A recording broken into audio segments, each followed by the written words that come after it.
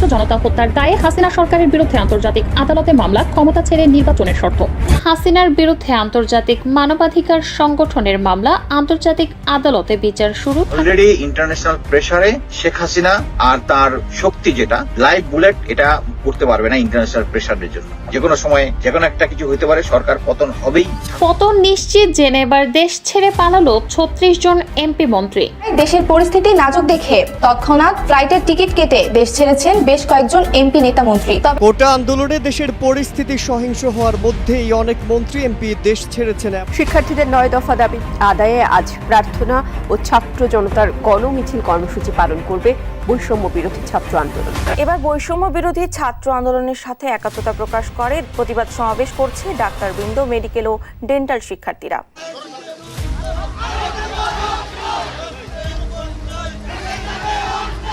জুমার নামাজের পরপরই বায়তুল মোকাররমের উত্তর গেট থেকে একটি মিছিল বের করা হয়েছে এবং মিছিলটি বের করেছে কওমি ছাত্র যারা রয়েছেন তাদের পক্ষ থেকে মূলত একটি ছাত্র বিক্ষোভের ডাক দেওয়া হয়েছিল। কোটা সংস্কার আন্দোলনে বাংলাদেশের সকল মাদ্রাসার ছাত্র ও শিক্ষকদেরকে পাশে চেয়েছিল কোটা সংস্কার আন্দোলনকারীরা। অবশেষে বাংলাদেশের সমস্ত মাদ্রাসার ছাত্র শিক্ষক এবং চরমনাই বা ইসলামী আন্দোলনের যেই সমস্ত কর্মী ও সমর্থক রয়েছেন তারা সকলে এবার কোটা সংস্কার আন্দোলনকারীদের সাথে রাজপথে বিক্ষোভ সমাবেশে ঝাঁপিয়ে পড়েছে এবং তাদের যে 9 দফা দাবি, সেই 9 দফা দাবিকে সকলে সাপোর্ট করতেছে এবং তাদের পাশাপাশি কিন্তু শিল্পী সমাজ, ডাক্তারবৃন্দ, এরপরে যারা ডেন্টালের ছাত্র শিক্ষক বা ছাত্রছাত্রী রয়েছে তারাও সকলে একসাথে এই কোটা সংস্কার আন্দোলনকারীদের সাথে রাজপথে ঝাঁপিয়ে পড়ে তারাও কিন্তু একই দাবি তারা উত্থাপন করতেছে এবং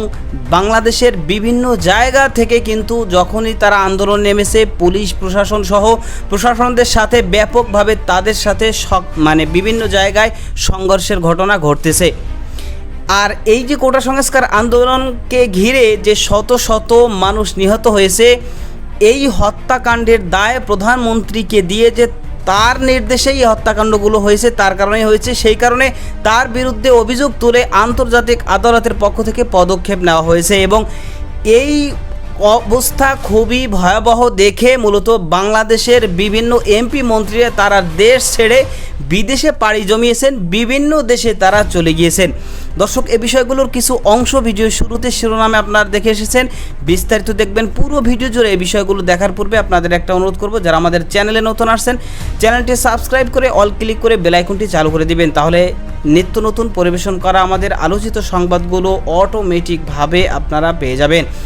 দর্শক, চলুন আমরা দেখে আসি যে আন্তর্জাতিক আদালতের পক্ষ থেকে কি পদক্ষেপ নেওয়া হয়েছে এবং বাংলাদেশের অবস্থা খারাপ দেখে যেই সমস্ত ক্ষমতাসীন দলের এমপি মন্ত্রীরা তারা অন্য দেশে পাড়ি জমিয়েছে এবং পাশাপাশি আজকে যে গোটা দেশ থেকে বিভিন্ন জায়গা থেকে আন্দোলনে ঝাঁপিয়ে পড়েছে এবং পাশাপাশি আন্দোলনে নামার পরে প্রশাসনের সাথে যে ব্যাপকভাবে বিভিন্ন জায়গার সংঘর্ষ হচ্ছে, কোথায় কি হচ্ছে, সর্বশেষ আপডেট কি, সেগুলো আমরা একের পর এক দেখে আসি। ধৈর্য ধরে একটা লাইক দিয়ে ভিডিওটি দেখতে থাকুন।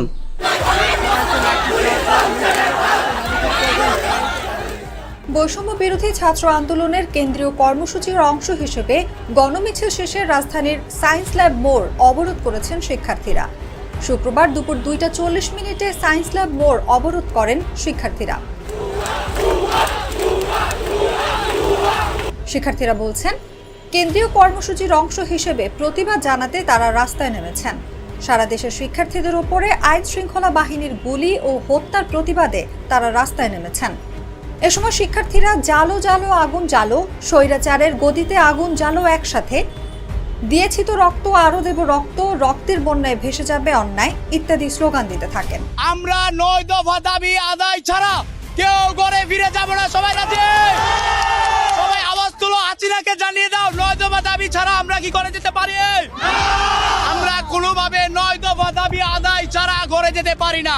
আজকে আমরা আমাদের যৌক্তিক দাবি 9 দফা দাবি নিয়ে রাজপথে দীর্ঘদিন যাবৎ আন্দোলন সংগ্রাম চালিয়ে যাচ্ছি এবং আমাদের অসংখ্য ভাই বোন এবং অনেকে নির্যাতিত নিপীড়িত মৃত্যুবরণ করেছেন। সবাইকে একটি কথা বলে দিতে চাই, এই অগণতান্ত্রিক সরকার আমাদের শিক্ষাকে ধ্বংস করে দিয়েছে। আমাদের শিক্ষার্থীদেরকে ওরা যে অবস্থায় নিপীড়িত নির্যাতিত করেছে পুলিশ বাহিনী দ্বারা, তাদের গুন্ডা বাহিনী, দলীয় কর্মী দ্বারা। তো আজকে আমরা অনেক কষ্টের পরে আজকে অনেক আন্দোলন সংগ্রাম করে এই পর্যায়ে এসেছি। ইনশাল্লাহ আমাদের দাবি আদায় ছাড়া আমরা ঘরে যাব না। আপনারা সবাই জানেন আমরা আজকে এখানে কি জন্য উপস্থিত হয়েছি। আপনারা জানেন আমার ভাই আজকে রক্তে রঞ্জিত হয়েছে। আমরা যে 9 দফা দিয়েছি, 9 দফার 1 দফা যদি না কমপ্লিট হয় আমরা এই রাজপথ ছেড়ে যাব না, যাব না। যতদিন না পর্যন্ত আমাদের দফা না আদায় হবে আমরা সকলে রাজপথে থাকবো ইনশাআল্লাহ।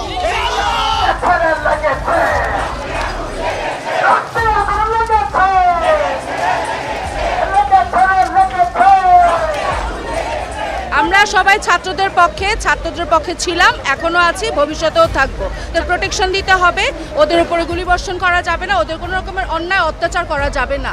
জেলবন্দি করা হচ্ছে, অত্যাচার করা হচ্ছে, শুধু ছাত্র নয় জনতাকেও আজকে বেছে বেছে, ছাত্রদেরকে বেছে বেছে রাতের অন্ধকারে বাড়ির দরজা ভেঙে, তা ঘরের দরজা ভেঙে যাদেরকে নিয়ে যাওয়া হচ্ছে, অত্যাচার করা হচ্ছে। হাজারে হাজার, আমরা শুনেছি 10,000-এরও বেশি তাদেরকে অত্যাচার করা হচ্ছে। আমরা তো ঘরে বসে থাকতে পারি না। আমরা এই ছাত্রদের, এই জনতার মুক্তি আমরা চাই। এবার বৈষম্য বিরোধী ছাত্র আন্দোলনের সাথে একাত্মতা প্রকাশ করে দেশের ছাত্র সমাজ। সকল শ্রেণী পেশার মানুষের অধিকার আদায়, নিহত শিক্ষার্থীদের বিচারের দাবি সহ অবৈধভাবে গ্রেফতারকৃতদের জামিনের দাবিতে প্রতিবাদ সমাবেশ করছে ডাক্তারবৃন্দ, মেডিকেল ও ডেন্টাল শিক্ষার্থীরা। শুক্রবার সকালে কেন্দ্রীয় শহীদ মিনারে অবস্থান নেয় ঢাকা মেডিকেল কলেজের ডাক্তারবৃন্দ, মেডিকেল ও ডেন্টাল শিক্ষার্থীরা। এ সময় তারা সাধারণ শিক্ষার্থীদের নির্বিচারে গুলি করে হত্যার প্রতিবাদ ও বিচার সহ অবৈধভাবে গ্রেফতারকৃতদের জামিনের দাবি জানান। স্বাধীন বাংলাদেশের চিকিৎসকরাও একটি অংশ, সেই অবিচ্ছেদ্য অংশ হিসাবে আমরা চিকিৎসকরা ঘরে বসে থাকতে পারি না। আমরা এই নির্মম হত্যাকাণ্ডের তীব্র প্রতিবাদ জানাই এবং সকল ছাত্রছাত্রীকে, যাদেরকে আজকে জেলে কারাগারে নিক্ষেপ করা হয়েছে, সকলের নিঃশর্ত মুক্তি চাই। হাসপাতালে রোগীদেরকে সামলাতে হচ্ছে, এই আহত বাচ্চারা, এই ছাত্ররা আমাদের কাছে আসতেছে, অনেক ছেলে মেয়ে চোখ হারিয়েছে, এগুলির জবাব চাই। আমরা রাতে ঘুমাতে পারি না, কিভাবে ওনারা পারে? স্বাধীনতার 53 বছরে স্বাধীনতা কোথায়?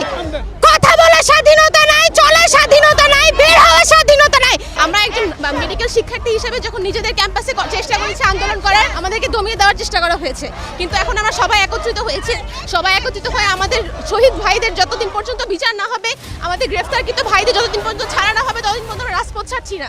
দলের আন্দোলন না, এটি কোনো ব্যক্তির আন্দোলন না, এটি গণমানুষের আন্দোলন। বাংলাদেশের 17 কোটি মানুষ একদিকে, আর কিছু সুবিধাভোগী সরকারের কিছু লেজুর বৃত্তি করা মানুষ একদিকে। আমি গণমানুষের সাথে, আমি বিএনপি হিসাবে এখানে আসিনি, আমি কোনো দল রিপ্রেজেন্ট করছি না।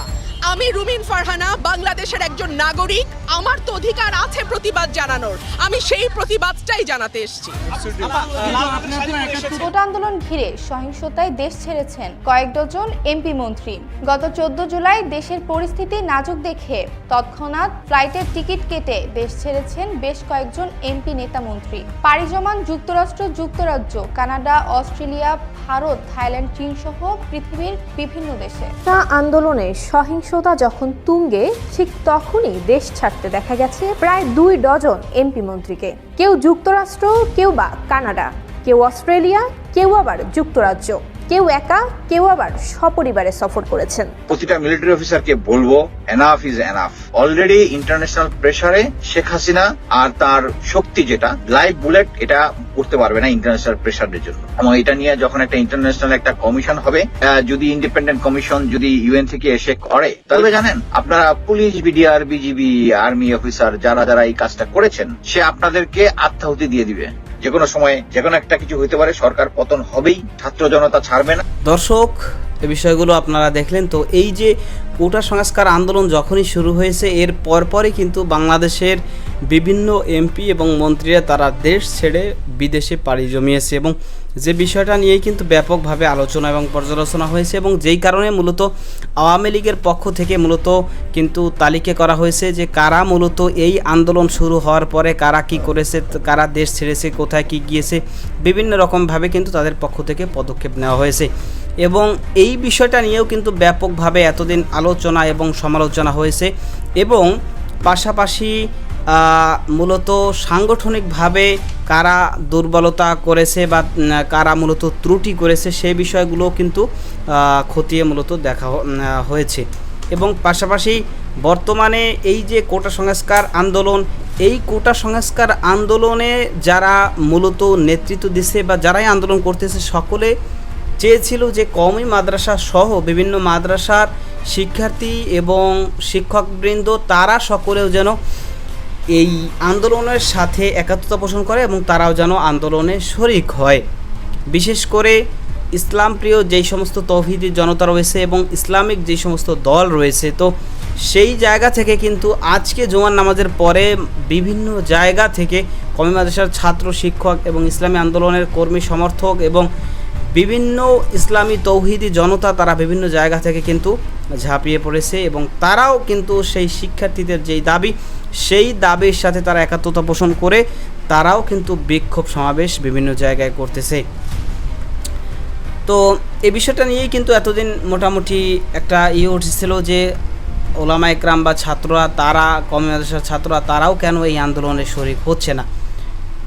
অবশেষে কিন্তু ইসলামিক দলগুলো এবং পাশাপাশি বিশেষ করে আজকে ইসলামী আন্দোলন বাংলাদেশ বা চরমনায়ের পক্ষ থেকে কিন্তু কর্মসূচি দেওয়া হয়েছে যে তারা আজকে দোয়া করবে এবং পাশাপাশি পুরো দেশব্যাপী যারা নিহত হয়েছে তাদের জন্য দোয়া করবে, যারা আহত তাদের জন্য দোয়া করবে এবং পাশাপাশি তারাও এই কর্মসূচির সাথে সমর্থন বা একাত্মতা কিন্তু পোষণ তারা করেছে।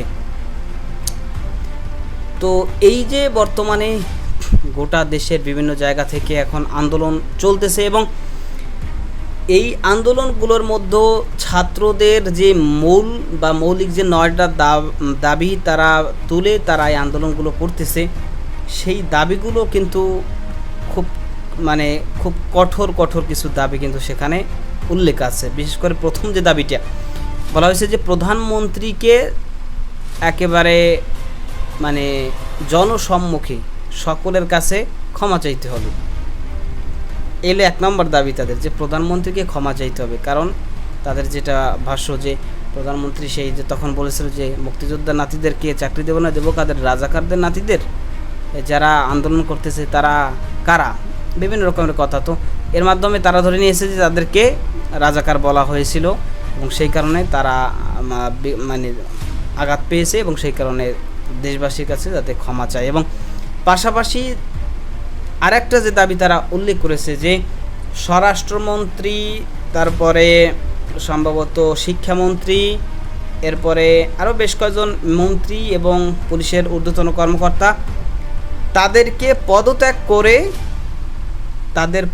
করে পাশাপাশি আরও কিছু কঠোর দাবি কিন্তু মূলত তারা উল্লেখ করেছে। তো তাদের যে পদত্যাগের বিষয়টা উল্লেখ করেছে যে স্বরাষ্ট্রমন্ত্রী, তারপরে শিক্ষামন্ত্রী তারা পদত্যাগ করবে।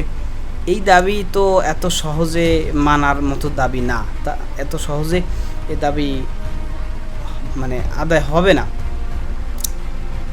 আর পাশাপাশি আরও কয়েকটা দাবি তারা উত্থাপন করেছে। বিশেষ করে আরেকটা দাবি যে যত ছাত্র ছাত্রী যারাই নিহত হয়েছে তাদের হত্যাকারী যারা, তাদেরকে কঠোর থেকে কঠোরভাবে বিচারের আওতায় আনা।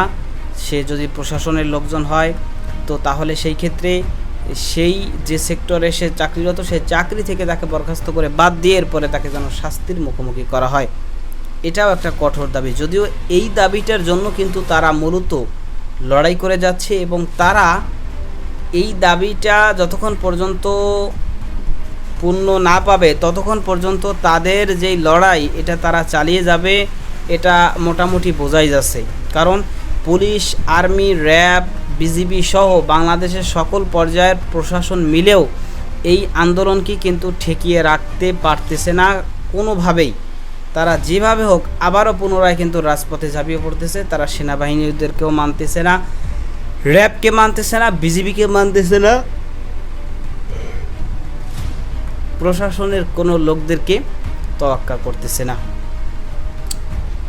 তো যাই হোক দর্শক, তবে ছাত্রদের এই যে এবং পাশাপাশি হাজার হাজার ছাত্রদের যে বিরুদ্ধে মামলা দেওয়া হয়েছে এবং গ্রেপ্তার অবস্থায় আছে, তাদের এই মামলাগুলো তুলে নেওয়া এবং পাশাপাশি তাদেরকে মুক্তি দেওয়া।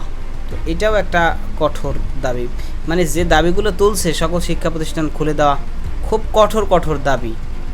সামনে যে কি হয় সেটা আল্লাহ তাআলাই ভালো জানে। বর্তমানে পরিস্থিতি দেখা যায় দিন যায় আরও মানে ইসের খুব কঠোর হয়, খুব ভয়াবহ হয়। আজকে এই যে আমি ভিডিওটা এখন করতেছি শুক্রবার জুমার নামাজের পরে, এখন বর্তমানে ফেসবুক চলতেছে না, সিমের নেটওয়ার্ক দিয়ে ফেসবুক চলতেছে না, ওয়াইফাই দিয়ে চলে কিন্তু সিমের নেট দিয়ে চলে না। কারণ সিমের নেট দিয়ে যদি চলে, আমার যেটা মনে হয় যে কোনো জায়গা থেকে চাইলে যে কেউ কিন্তু লাইভ করতে পারে বা ভিডিও করে সাথে সাথে টেলিকাস্ট করতে পারে যে এই জায়গায় হচ্ছে বা এই সেই। কিন্তু ওয়াইফাইয়ের কারণে হয়তো বা এটা স্বাভাবিকভাবে পারা যায় না। ওয়াইফাই তো সব জায়গায় অ্যাভেলেবেলভাবে থাকে না, বা চাইলেই কোনো জায়গা থেকে কানেক্ট করে তারপরে লাইভ টেলিকাস্ট করা বা ভিডিও করা ছাড়া সম্ভব হয় না। তো যাই হোক দর্শক, যে বিষয়গুলো দেখলেন সম্পর্কে আপনাদের মতামত কি সেটা কমেন্ট সেকশনে জানাবেন। ভালো থাকবেন, সুস্থ থাকবেন, দেখা হবে নতুন কোনো ভিডিওতে, কথা হবে নতুন কোনো বিষয়। আজকে পর্যন্তই, আসসালামু আলাইকুম রহমতুল্লাহ।